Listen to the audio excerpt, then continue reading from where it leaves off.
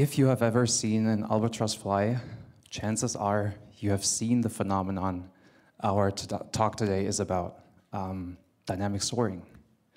Our speaker, Spencer Lisenby, has made this phenomenon both his hobby and his passion, and I hear also your day job to some degree, right?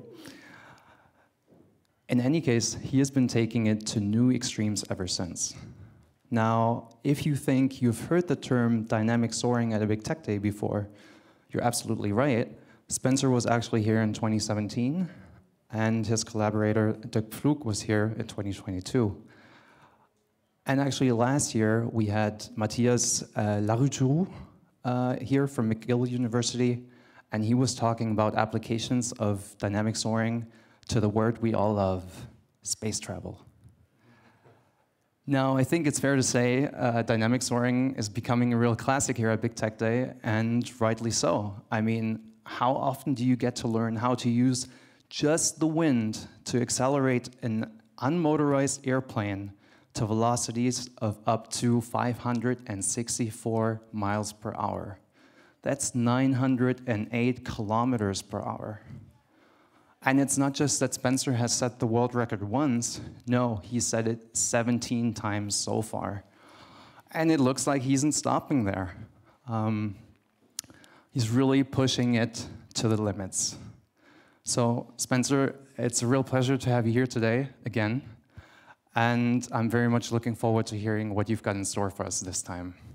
Please, everyone, let's welcome Lisenby. Thank you, Simon. Yes, I am honored to be, let's see, there we go. Honored to be invited back to a Big Tech Day. I did speak in 2017, and I thought it was about time to give an update on what's happened since then. Most of you are probably scratching your heads right now wondering what is dynamic soaring, and for those of you who already know or were here for the talk or watched it on YouTube, I apologize if I cover ground that's already been covered.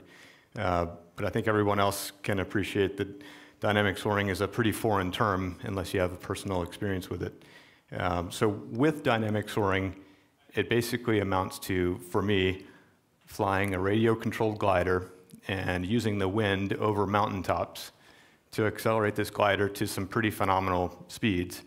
Some comparisons here, we're as fast as a passenger jet, yet we have no motors. People think of, in aviation, they often think of fighter jets as being highly maneuverable, fast vehicles. To put it in perspective, a fighter jet pilot can pull 8 or 9 Gs, and that's only for a few seconds before he blacks out wearing a G suit. The vehicle itself might be capable of 12 Gs. That glider you see in the picture has pulled over 120 Gs, and when we fly, it's a constant 60 to 80 Gs. And so we're really in a unique field here where we're achieving crazy speeds in difficult conditions and high accelerations, and all with unmotorized flight. So dynamic soaring, basically to step back a little bit, it's a specialized form of a pursuit called slope soaring. And slope soaring begins with anytime you have wind and a hill, or a ridge in this case.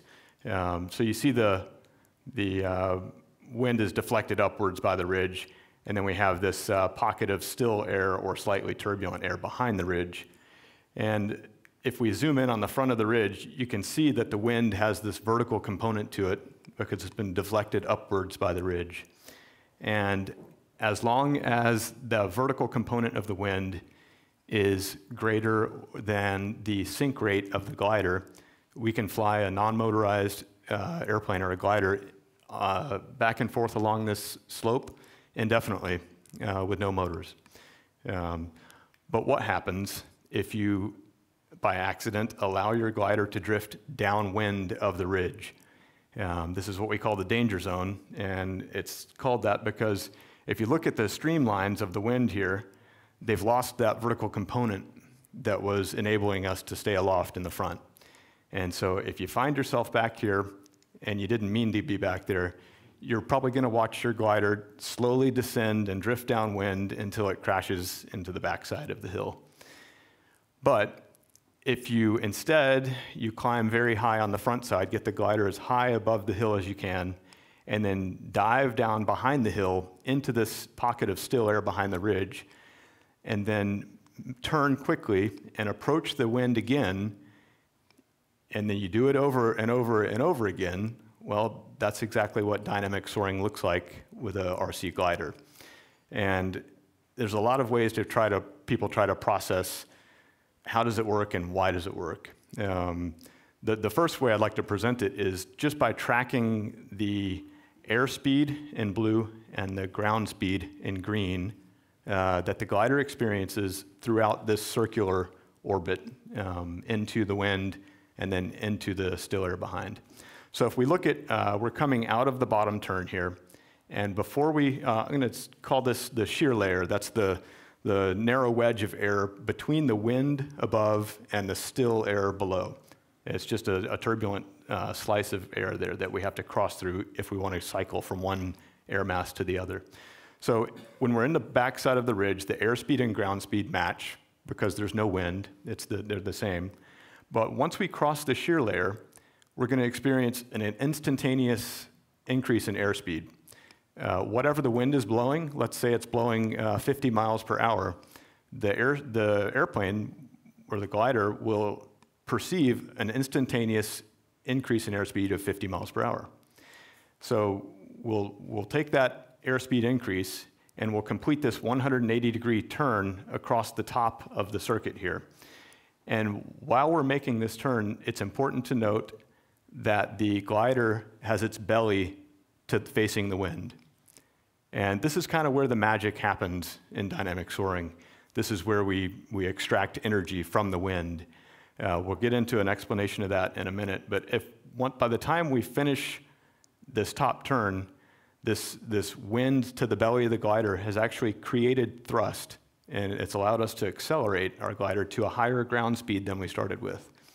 The airspeed is slightly down due to drag. We're always losing energy from the glider due to drag, but our ground speed has jumped. Now we're set up to cross the shear layer again and leave a tailwind and enter a fixed air mass. Well, that's going to be perceived as another airspeed jump. And so when we cross that shear layer, we see this airspeed jump, significant airspeed jump. The ground speed is carried via momentum that the glider has, and we're back in this fixed air mass behind the hill again, and now you see the airspeed and ground speed are matched. And by the time we get her back around to where we started, we've lost a little bit of velocity, again, due to drag. It's a constant drain on the system. But the velocity vectors now are much greater than the first time we made the circle. And so when we're dynamic soaring, this is how it begins, and we just repeat the cycle over and over and over until our speeds eventually flatten out or plateau at a speed which comes out to around 10 times the wind speed. So if you have a wind speed of 400 miles per hour or 40 miles per hour, you can hope to achieve a 400 mile per hour speed with your glider if you're doing things right. So a friend of mine, Alan Cocconi, that I fly with in California, he offered me a nice explanation that I hadn't heard before that gives support for this concept of generating thrust on the top half of the turn where you have the wind approaching the belly of the glider. That's something that's not very intuitive when you look at it in dynamic soaring. You're like, okay, it's generating thrust, but explain that to me. There's one explanation that involves the rotating vectors, the sum of the aerodynamic forces, and that works, but if you're not an aero guy, it kind of doesn't do people much good. So it's like this. You picture a glider that's flying normal glider flight. Okay, a glider normally descends through the air at a prescribed glide slope based on its performance. And so if you're flying in still air in steady flight, the glider's descending at a slow pace. But as soon as you enter a rising air mass, it could be a thermal, or it could be the slope lift that we were looking at earlier on the pictures. As soon as you enter that rising air mass, if it's rising enough, the glider will rise. Okay, people use thermals and climb up to very high altitudes with gliders. But let's say instead of allowing the plane to rise in the lift, let's have that pilot force the plane to fly at a constant altitude. Okay, so the plane wants to rise, so he's going to have to push the stick forward to push the nose down on the glider to remain at a constant altitude in a rising air mass. The result is the glider accelerates. It's just like if you push the nose down in a fixed air mass, you're going to enter a dive and you'll accelerate. But now we're going to take that concept and apply it to the accelerated frame of reference that we fly when we're flying dynamic soaring. This is the overhead view. You've got the ridge line in the middle, the circular DS path that we're trying to fly, and the wind is coming from the left. The glider is rolled up on knife edge, so it's flying a 90-degree banked turn, and we're trying to fly that circular pattern for dynamic soaring to work. I'm going to turn off the wind and ask the glider to fly that circular path. Okay?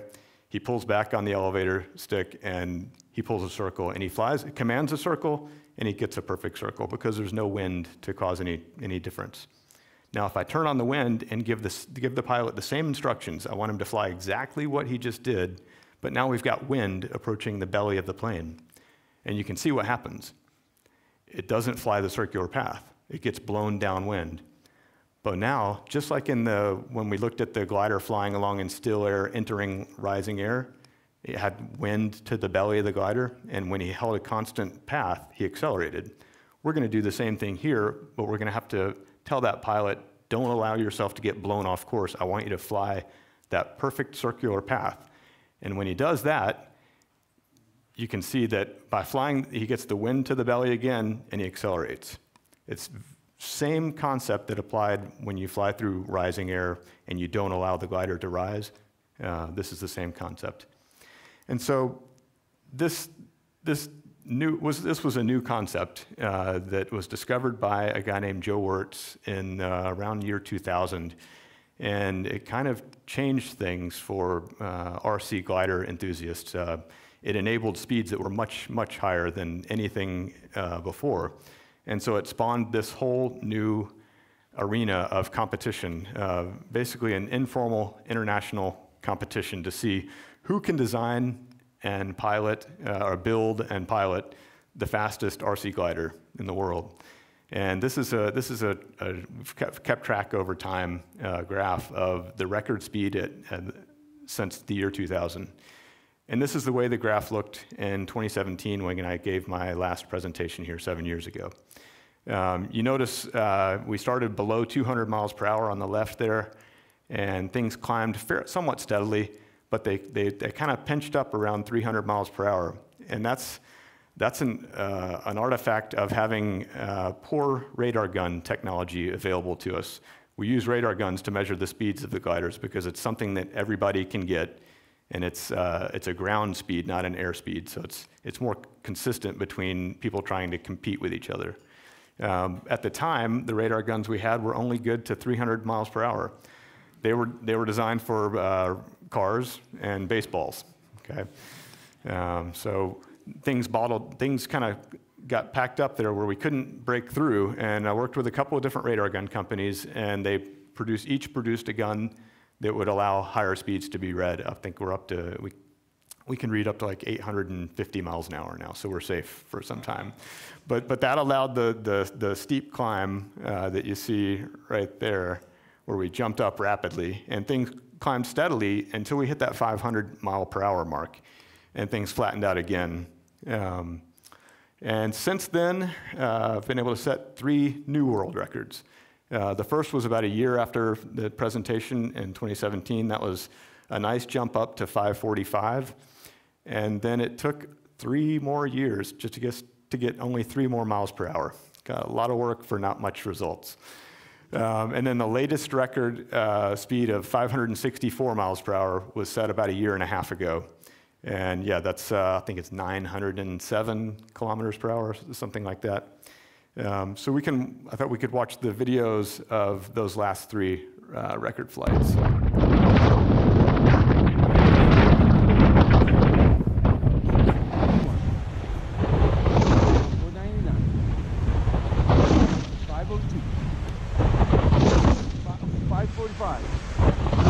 536. 528. 519.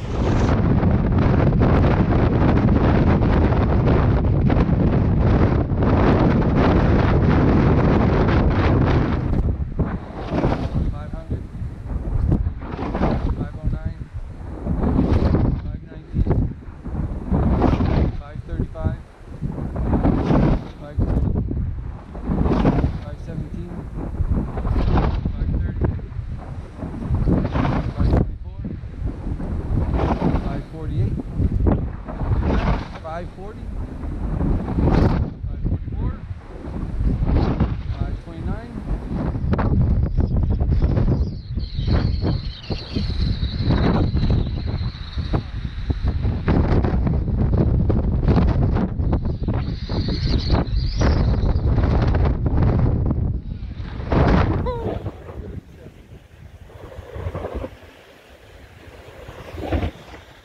Thundering.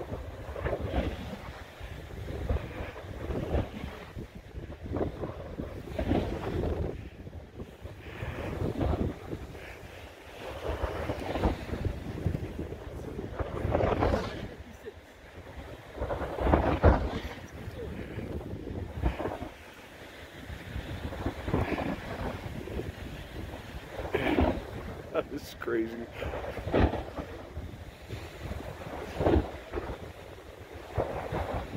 There you go. 564. Spencer, you're a ninja.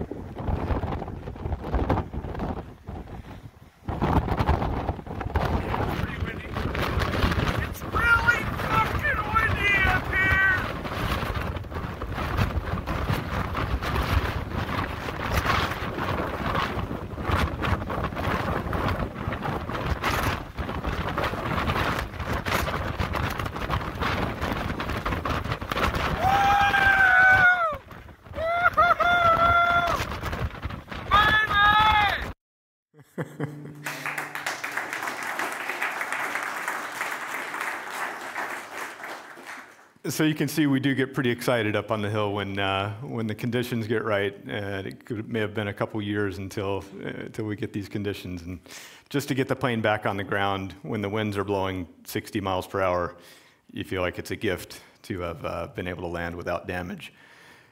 These last, in fact, the last 4 records were set with the Transonic DP. That's the model you see there. And that's a collaboration between myself and Dirk Flug, who's sitting here, resident of Munich, and Thomas Pills back in the US. And that's really what you saw is pretty much what we designed that vehicle for. We pretty well achieved everything that it was designed to achieve. And something worth noting about the speeds that we record when we're dynamic soaring, I mentioned we use radar guns. Well, the place where we radar the plane in the circuit is, it's interesting to think about. This is the overhead view at Weldon, California. It's kind of our go-to dynamic soaring place in California. And we stand right over here, and this is a rock wall that we've built to hide behind. And so we stand here, the pilot stands here, and we fly the circle. The wind is coming from the right, and the radar gunner stands right here by the pilot so that you can hear the speeds that are being called out, because as a pilot, you're constantly wondering if you're capturing the right air pockets to be flying, and it's nice to have the instantaneous feedback of what speeds you're achieving. But you can see that the glider is coming out of what I would call the bottom turn, and it's got to be lined up directly aimed at the radar gun to get the full speed registered. And so as it's coming out of the bottom turn, we measure there as a matter of convenience and safety. It's not because the speeds are greatest there. The speeds do fluctuate quite a bit throughout the circle, and they're considerably higher on the opposite side of the circuit. We don't measure over there because we'd have to then put someone down at the bottom of the hill a kilometer away, and we would put them in harm's way because when planes fail, they usually fail on that downwind leg. And it's just not practical. Yeah, this was intended to be a fun competition amongst guys out on the hill having a good time. It's too much work to throw somebody at the bottom of the hill for the day to register speeds. But if you look at the variation of our speeds throughout the circuit, the red curve here, that's the ground speed. And this is where we measure the speeds currently. So if we measured the 564 mile per hour speed there, it's interesting to note on the opposite side of the circuit, we would have already been able to measure over 600 miles per hour. And like I say, that's everything and more that we designed the Transonic DP to do. So why won't it go much faster? Well, as it turns out, we're going fast enough now to generate shock waves on the upper surface of the wing. The vehicle itself, the glider, might be going at a maximum 80% the speed of sound, or a Mach 0.8. But the glider, because it has an angle of attack relative to the air, it has a certain amount of thickness, camber, and curvature on the upper surface, it serves to accelerate the air locally as it passes over the wing. And it accelerates it quite a bit. It's likely that on the 564 flight, we were probably reaching Mach numbers of 1.25, so 25% higher than the speed of sound. A couple of numbers to think about is mcrit, that's the Mach number at which the local flow goes supersonic somewhere on the vehicle. And you begin to develop this shock wave here that you see. This is a sharp pressure change due to the shock wave. And it begins as a weak shock wave. It does have some effect on the airflow, but it's minor. And if you increase the speeds, then you reach what we call the drag divergence Mach number. And that's the point at which the drag starts to go exponentially up. And the reason that happens is that the airflow going over the wing downstream of the shock wave is severely disturbed. It's turbulent, and at worst case, it can be fully separated from the wing and cause a huge drag rise and perhaps loss of control. My wife and I flew out yesterday, and I was lucky enough to capture a visual of these shock waves. So if you look right here, you see this visible disturbance. It's a refraction of the light from the wingtip passing through the shock wave. And so you can see the shock waves kind of are dynamic. They're moving around a bit. That's with varying velocities, with airspeed changing, with wind going through wind, and perhaps some minor angle of attack changes. Now, one thing that's worth noting is that these shock waves, you see them out at the tip of the wing, but they're actually formed here. They're much inboard, where the wing is much thicker and your local flows are accelerated significantly more. It's just easier to see them through the refraction going on off the wingtip. Also, on our flight yesterday, I thought it was cool to see that we didn't beat the Dynamic Soaring world record. So the question is then, what can we do to go faster? Like I say, we've kind of maxed out this Transonic DP design. And so if you look out in the world of aviation, there's one thing that you see over and over again, and that's the swept wings. They no longer use straight wings. They're all swept normally aft. And so let's look at what can swept wings do to help us increase our speeds with dynamic soaring. Here we have, there's a couple of ways we'll look at it. The first is by looking at the velocity of the air over the wing. And here the red vector indicates the free stream Mach number. It's the velocity that the glider is traveling. And this is roughly the path that the air takes over the wing, we'll say. But we can break this vector into two components, one that's parallel to the wing and one that's perpendicular to the wing. And the reason we want to do that is that the parallel component, I mentioned that the air is accelerated over the wing, and that's because the wing has an angle of attack to the air, and it has a thickness and a curvature and camber. All of these things serve to accelerate the air. But the component of that velocity vector that's parallel to the wing feels none of that. It's parallel to the wing. It's not being accelerated by the wing. So we can neglect it from the standpoint of shockwave formation. And so what we're left with is the effective Mach number vector, which is perpendicular to the wing. And that is reduced from the free stream Mach number.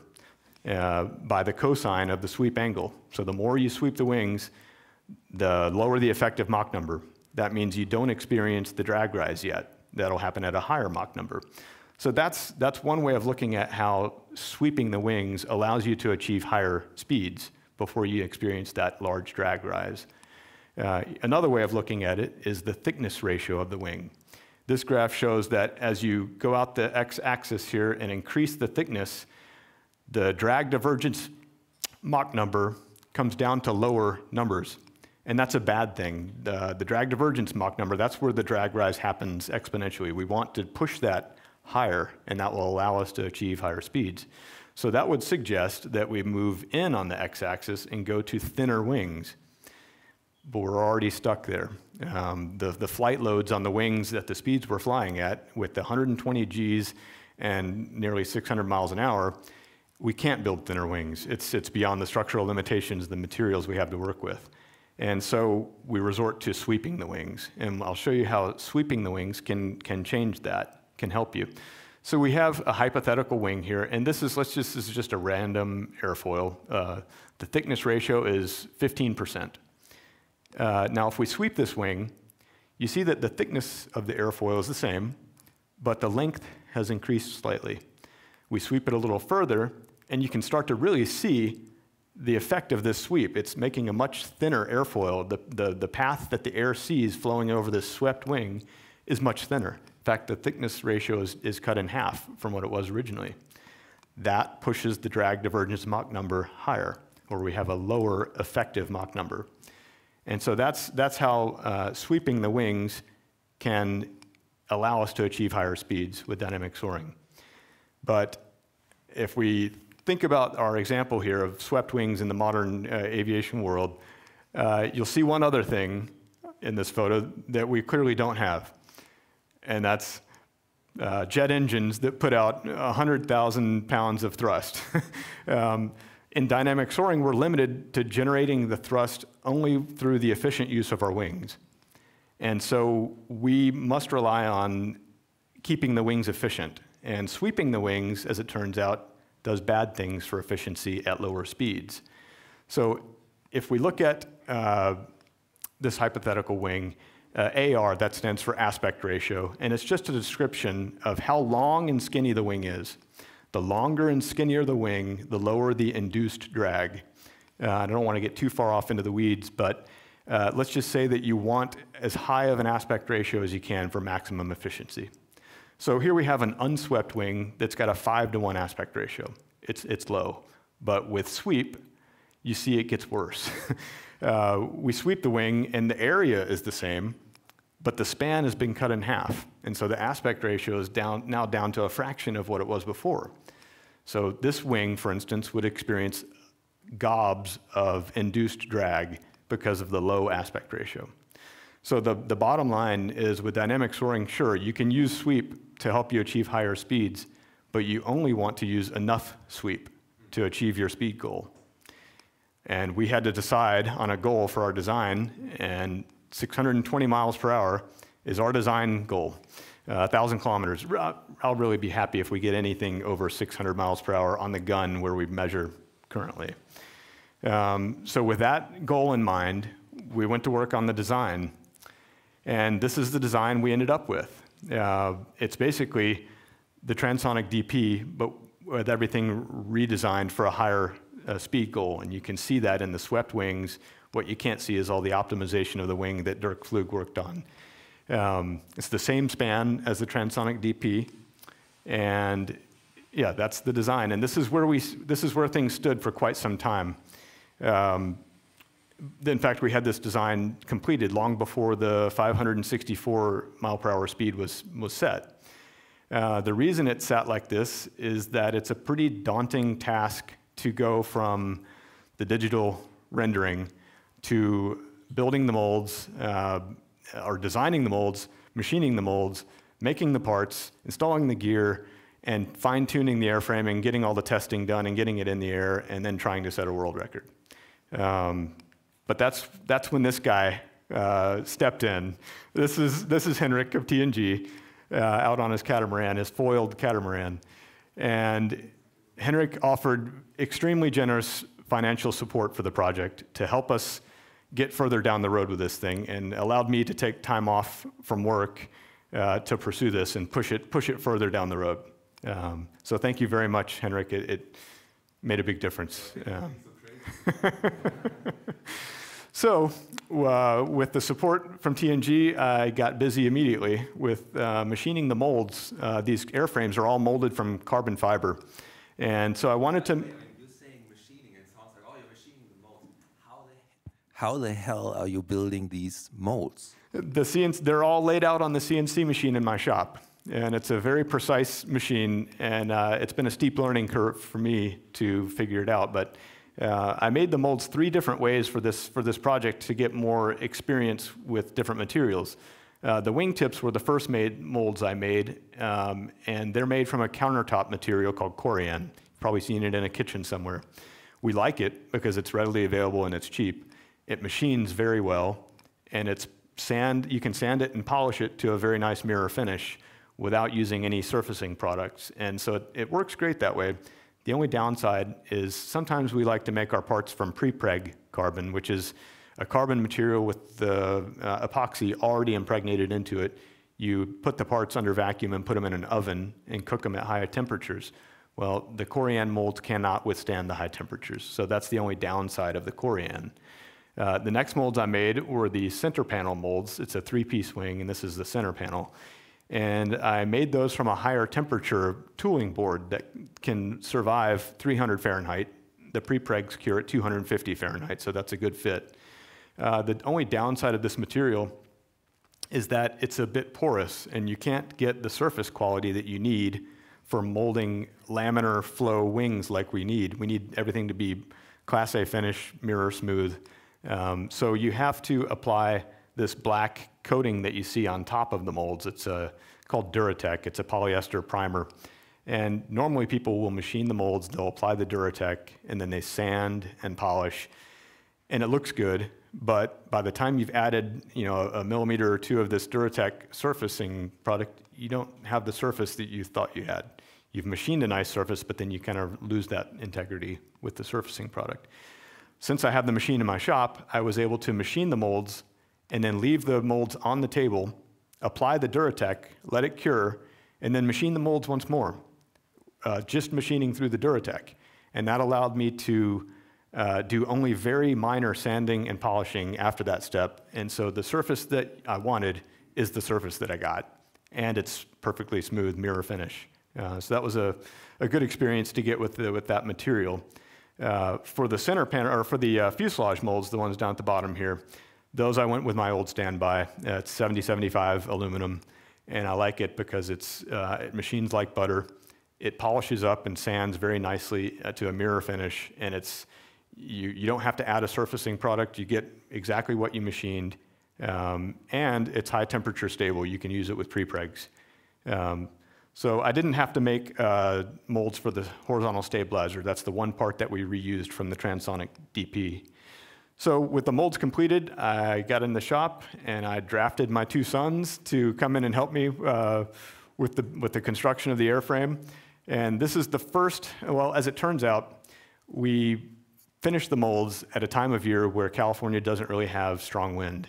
And I didn't want to sit on our hands for the next 4 months waiting for wind for an opportunity to fly the model. I decided that we could learn a lot by building a lightweight version of the model that would not be capable of setting records, but we could fly it in the winds that we had at the time, and we could get all the details, the center of gravity, the control surface throws, get everything settled on before the big wind came, and that way we would be ready. And this one came out just over 5 kilograms, and I was able to take that up to Weldon, California. That's our main spot, and maiden that in September. And here's a quick video of how that went. 317, 322, 318, 331, 327, 318, 327,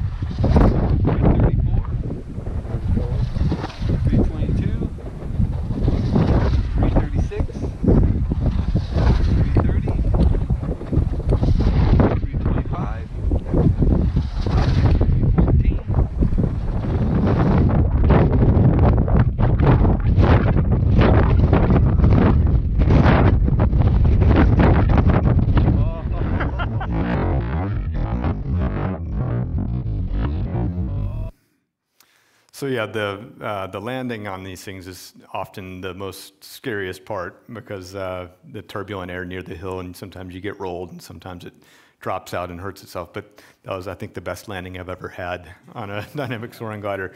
But the maiden flight, it went great. It did everything we asked it to and performed flawlessly. We were only flying in 30 to 35 mile per hour winds and achieving 336 miles per hour. It's right at the 10 times wind speed target that we normally have. So everything went great. I was really excited about the model. Everything performing, in fact, better than I had hoped. I was able to pull really hard turns. I don't know if you could see it on the flight there, but really banging hard turns, and it put up with it and achieved the speeds. So I got back in the shop immediately and laid up the heavy version so we would be ready for the big wind coming. And that came out to almost 9 kilograms. So you can picture, that's another 3.5 kilograms than the first layup. And in dynamic soaring, it turns out that the wind or the weight doesn't hurt us, it actually helps us. We can fly a larger diameter circle if we're heavier, and that reduces the workload on the pilot, so it makes it a little bit easier to fly. But what we are constrained on is volume. It's the same airframe as the previous one, same dimensions. So how do you fit an extra 3.5 kilograms of carbon in there? It's a little tricky. And things from this point evolved into a very different build process than we're used to due to the space constraints of trying to make this thing strong enough and stiff enough to withstand the flight loads. So here we have the wing removed from the fuselage, and this is, I'm installing the receiver in the fuselage. And you can see that there's literally 0 extra room for the receiver. The wing has to mount on top of here, and if I had put any more carbon into the fuselage layup, the receiver just wouldn't fit. So it was, you had to shoehorn all the gear into this model just to get it ready to fly. And the servos in the wing is basically a similar story. This is not the swept wing. This is a typical slope glider. So you can see the wing servos go into a recess here, an open servo window, and there's tons of room to work with. You just glue in a servo, maybe you put a frame in there. It's a very easy affair to install the servo and do the control linkage, and then you put a cover on, tape a cover on top, and that's that. You're done with your setup. That didn't quite work that way on this model because there's so little room. It's all taken by carbon already. MKS, the servo company, was kind enough to donate servos for this model, and they even engraved them with the record speeds from the previous flight and all that. So it really was a shame when I had to do this and remove their nice engravings, but all in the name of progress, I guess. So it didn't take much, just about 1/4 millimeter off each side of the servo, and that allowed the servos to fit flush into the wing, and you can see the cutout for the servo is literally only enough to fit the servo in because I'm trying to preserve the most structural integrity possible. And then once the servo is epoxied into the wing completely, then you just have this little bubble that goes on the top to keep things clean aerodynamically. So very different installation than typical slope soaring gliders and even dynamic soaring gliders. Now, one other issue I had with the light layup and the heavy layup is this joint between the wing and the fuselage.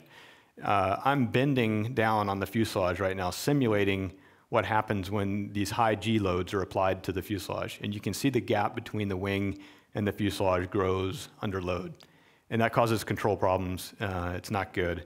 I had designed an interface between the wing and the fuselage with this series of ridges and grooves that was intended to lock the wing into the fuselage so it becomes part of the bending member. But because I made the fuselage from prepreg materials at elevated temperatures, and I made the wing from wet layup procedure at room temperatures, the thermal expansion of the fuselage mold caused the ridges and grooves not to line up just right.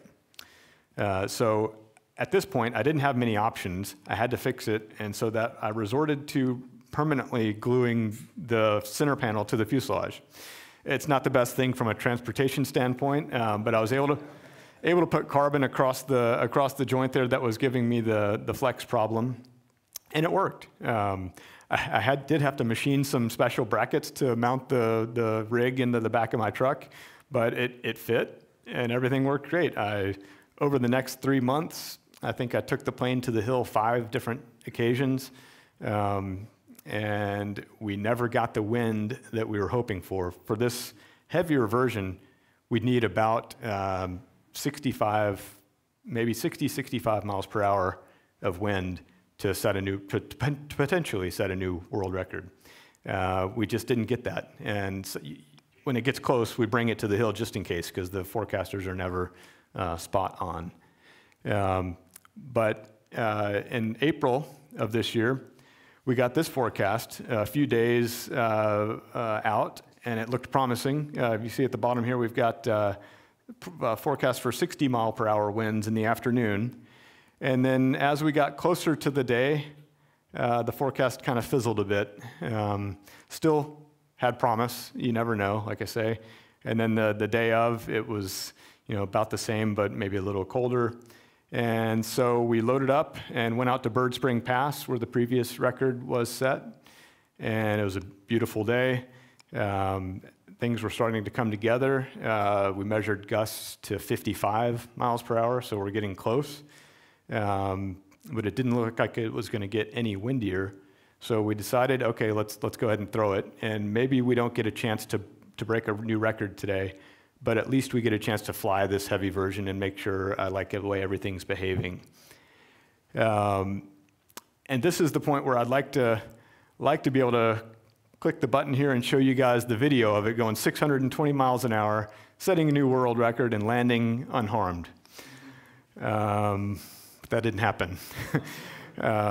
Dynamic soaring is a bit of a crapshoot with the conditions.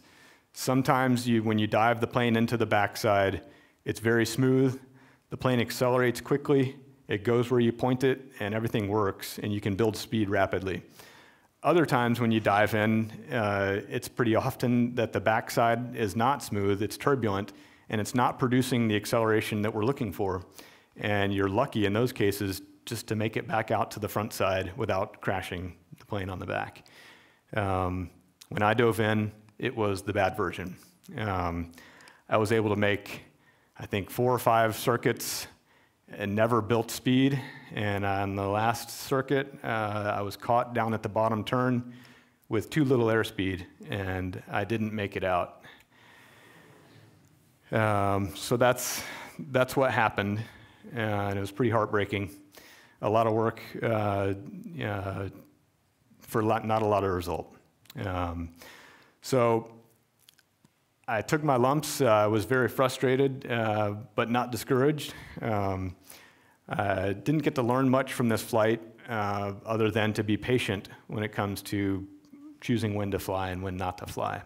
But after another 2 weeks, I think, I had version 3. It's the same heavy layup as the one that crashed, and it's almost complete. When I return back to California after this trip, I'll put the servos in the wing and the fuselage, and it'll be ready to fly. We normally don't get our good winds until fall, so November, December, and I guarantee I'll be ready for that. And I'll be patient, and I'll wait for the right conditions. So that's the journey I've been on for the last 7 years with dynamic soaring, the ups and the downs.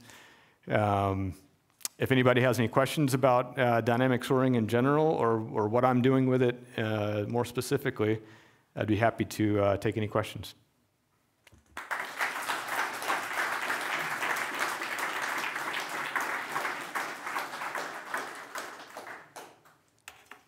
Thank you so much, Spencer, for the great talk. Sure.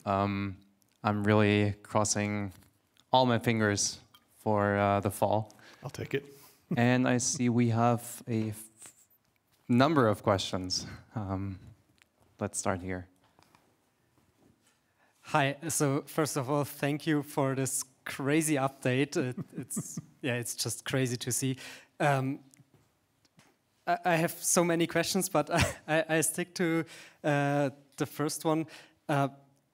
How does it feel to steer this plane in contrast to the others? So is like every plane different, or are they just the same and the swept wing steers differently? So how does it feel?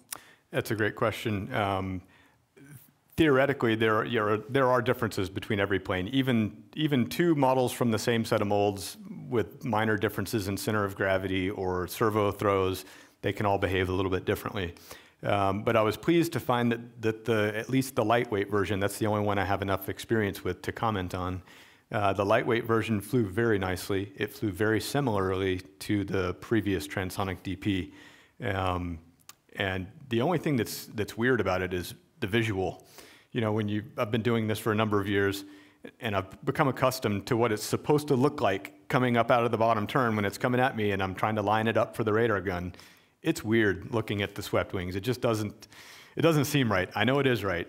I believe it's going to work out, but yeah, visually it's a little bit, takes some getting used to. Thanks. Sure.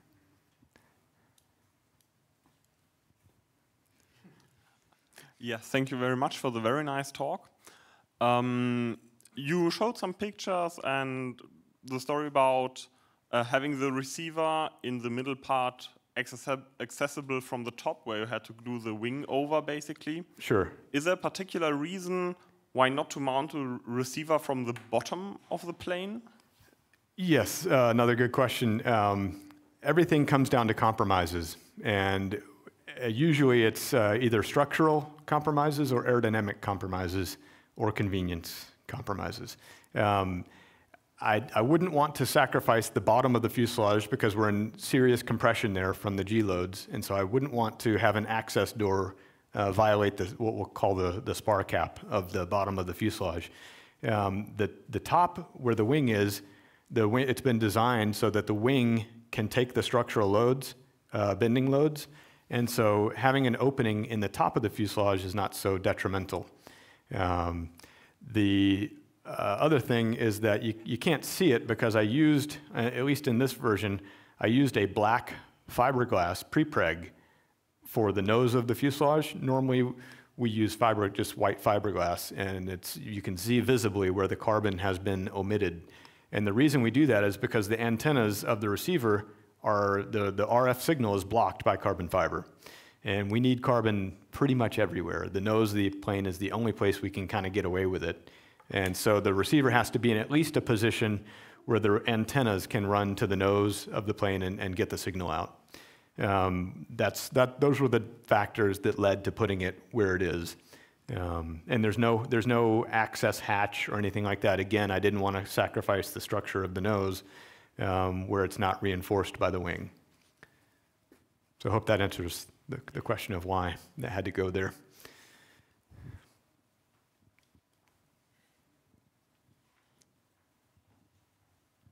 That's an amazing update, thanks. If you need weight, have you considered, or are you currently adding lead weights to the wings? Another great question. Yes, for a number of years now, we've been using strategically placed mass to aid with structural challenges and with piloting challenges. So, like I say, with weight, I find that a little extra helps because it allows us to reach the ideal lift coefficient and use a larger diameter circle to fly. So that lightens the pilot load. It also lightens the structural loads, lowers the G-forces on the airframe if we can fly a larger diameter. So what we've been doing for years now is adding steel or sand or tungsten shot to the wingtips. And what that does is it unloads the bending loads on the wing because as you pull 50 or 60 or 80 Gs, that weight is trying to pull down on the wings, and it counteracts the lift force that's causing all the wing bending loads. And so it helps structurally. It helps the pilot because it gives some roll inertia. When you're flying through very turbulent conditions, the plane is constantly, I have some videos where you can see my fingers on the sticks, and you're never flying without giving input. You're always, and you're trying to be a quarter second ahead of yourself. And so you're constantly moving, trying to keep the plane on track with this turbulence. But if you add weight to the wingtips, it gives an inertia on the roll axis, and so that you don't get rolled off course so bad. And so yes, adding weight strategically does help in a lot of ways. Ideally though, if you've maximized the design of your airframe, then you don't need any additional weight because it's all been already placed structurally. There's no passive weight, it's all structural weight. So if you can accommodate weight in the wingtips, it means you probably could have gone to a higher aspect ratio with a heavier spar and heavier skins, so you've left some on the table from a standpoint of design optimization.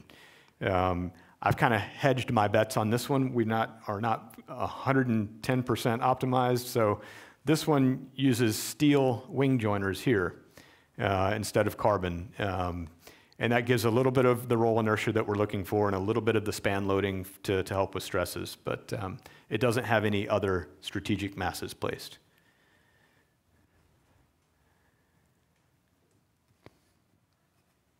So thank you very much for the very awesome presentation. Seeing all these videos and trying to follow the plane by eye, the video is really hard, and I think in reality it's easier for you. But on the other hand, how hard is it to make this radar pistols calls? How big is the cone? How easy is it to target the plane? Sure, great question. Historically, the radar gun performance has been very poor. Like I say, back in around 2008 or so, that's when we were working with the old guns that were limited at 300 miles per hour. They're also limited by how many milliwatts of radar they can put out from a safety standpoint. And our vehicles are inherently RCS minimized. The radar cross-section is as small as it can get. That equals drag, right? We don't want any excess drag. So those two go hand in hand. It's a difficult target to acquire via radar. And so what we found is that these two latest versions of the guns, the one's called the Stalker Pro 2, that's kind of the best one we have access to now. And it does quite a fine job. It's designed for picking up baseballs at pretty decent distances and then tuned again to acquire targets like this. So it does a pretty impressive job. We used to have a lot of missed passes where the plane's coming up out of the bottom turn and the radar gunner is doing his best. You know, you close one eye and aim it like a pistol and try to get it to pick up the plane, and we would just miss it. You know, half the times you'd get zero reading or get a reading that made no sense. The good thing is that the readings, when they don't make sense, they're always lower than the reading that it should be. It's a vector loss. You know, it's a cosine error of not having the plane lined up with the radar gun. We have given some consideration to using GPS for measuring speeds, but it doesn't work in our case. The GPS loses lock on the satellites at anything over 4 or 4.5 Gs, and so it's not going to work. So yeah, the radar thing, like I say, it used to be a bigger problem than it is. I even went so far as to incorporate perforated aluminum foil into the layup and tuned chaff strips that were tuned to 1.5 wavelengths of the radar that we're using, trying to improve the radar reflectivity of the earlier planes. But we'd find that that's not necessary anymore. As long as the pilot does a good job of lining up the plane coming out of the bottom turn at the radar gun, it picks it up pretty well. That's not always the fastest orientation for the plane to be in at that time. But as long as the pilot and the radar gunner are working together, it picks up pretty well. Would it be an idea to introduce some radio sender inside the plane and use the Doppler effect? Sure, we have looked at that, and I had a guy offer to try to research that one, but it was going to cost some money that I didn't have at the time, and we would have to set up a local positioning system if we wanted to go that route. The Doppler shift is another thought. I did actually buy a buzzer to put in the plane and use audio Doppler shift one time, and that kind of sat on the shelf after a while. It's hard to get a buzzer that's loud enough to hear in these conditions and at the distances that you need. But yeah, I'm open to any other ideas. Another thing is, these things, as you saw, they sometimes crash. And so we don't want to have this scenario where we have to put thousands of dollars of measuring equipment in each airframe and put it at risk every time we throw it off in 60-mile-per-hour winds. So I'm wide open to ideas of better ways to measure the speeds. That would be helpful. Thank you. Yeah, thanks for the talk.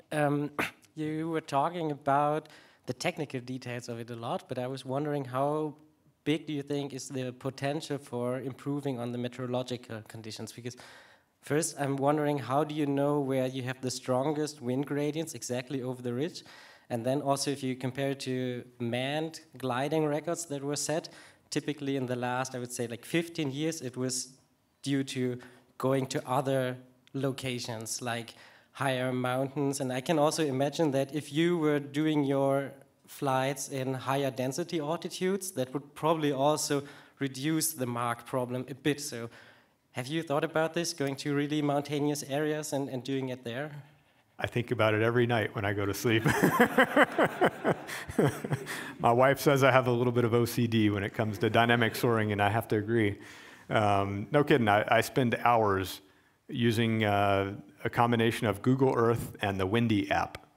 The Windy app is very nice because it gives these localized wind vectors of surface wind velocities, and you can just set the altitude. You can turn on the topographical map layer. And so then you can go into Windy with the topo map on, you can see the ridges, you can see the wind vectors when they're perpendicular to the ridges, and I've been scouting sites left and right. That time period where I said we finished the molds, but we didn't have wind, I spent a lot of time looking all across the world trying to find suitable locations. And then when we do get the conditions in California, it's always a choice. Do you go to your known spot and try to set a record or just have fun flying with your friends? Or do you bail on that and go explore? And I've always got a list of places to explore, and when the wind direction lines up just right for those locations, yeah, it's always a choice trying to find other locations. The main thing you mentioned about the altitude, yeah, the temperature, which is driven by altitude, does have a big, not a huge impact, but a significant impact on Mach number. And so ideally, in the fall, we have what we call Santa Ana winds. They're associated with high pressure over land, and it's pushing the airflow from land out to the ocean. The result is they're often fairly warm, and the places that we have to fly in those wind conditions are lower altitude. And so those things combine to help out with the Mach number battle that we're fighting against. But yeah, a lot of people suggest, go to Everest or go somewhere where it's, crazy high and crazy windy. But yeah, the Mach number game is working against you there because the speed of sound is slower at higher altitude and colder temperatures. So your Mach number is higher for a given airspeed. And that causes the drag rise to happen. And we're trying to delay that as much as possible.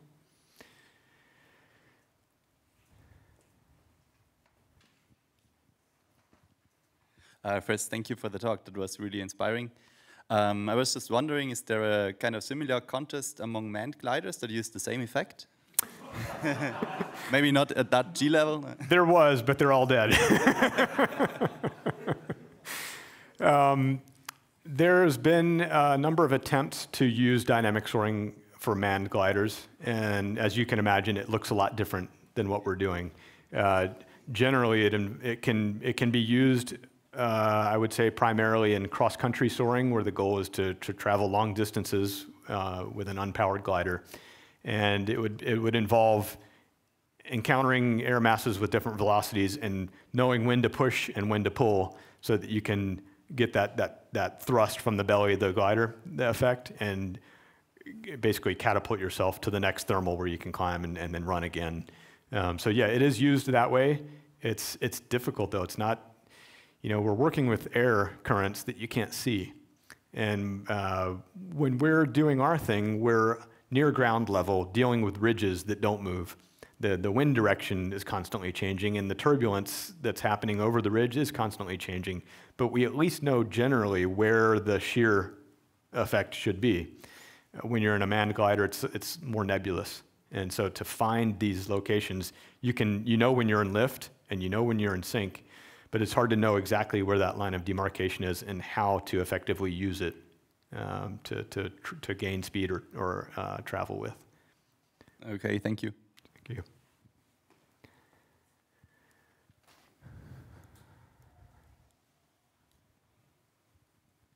Thank you very much for the presentation. It was amazing. What do you think is the theoretical limit in terms of max speed, maybe a few years down the line with more experience, the right place, the right materials, and all that coming together? That's a good question. If you had asked me that question 10 years ago, I probably would have said 350 miles per hour. So I'm likely to give a bad guess today because things are constantly evolving. Yeah. So I think that it's going to be determined by the flying sites that we can discover that we don't know about yet. If I had unrestricted access to a great ridge to DS on that had constant, 150 mile per hour winds, yeah, I think we could get up to 650 miles an hour or something. But the reality of it is we don't have access to that kind of wind reliably where we can design a vehicle for those kinds of speeds. Because, like I said, you have to pick a speed and then design around that speed, or else you will end up with too much or too little wing sweep, or make compromises with thickness and things that you don't have to make. So we have to make this compromise of designing a plane for a certain condition that we think we have a chance of achieving. And so that's what we've done with the swept Transonic DP. And so yeah, if we find a spot that has much stronger winds and good conditions for dynamic soaring, then the expected eventual speed will be much higher. Thank you very much. Thank you.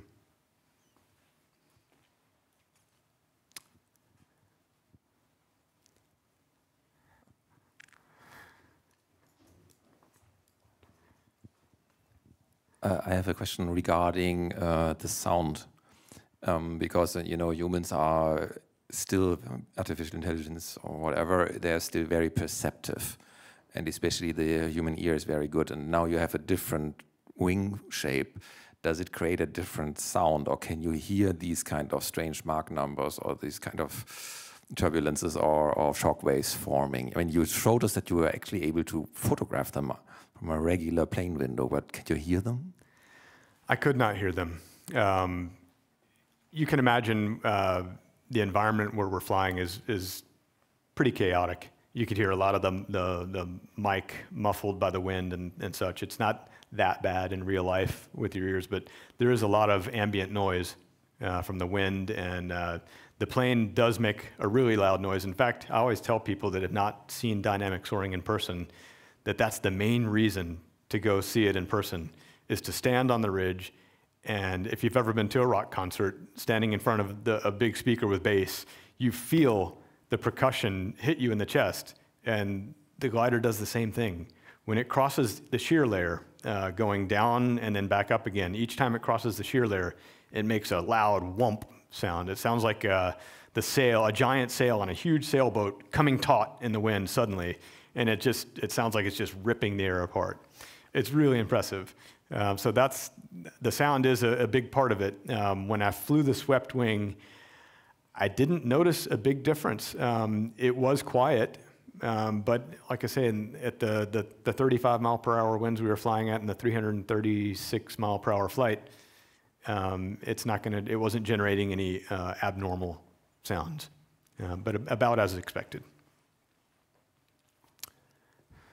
I'm afraid we have to come to an end here, unfortunately. But if you have any more questions, Spencer will still be here for a while, I suppose. And yeah, with that being said, let's give it up for Spencer Lisenby once more.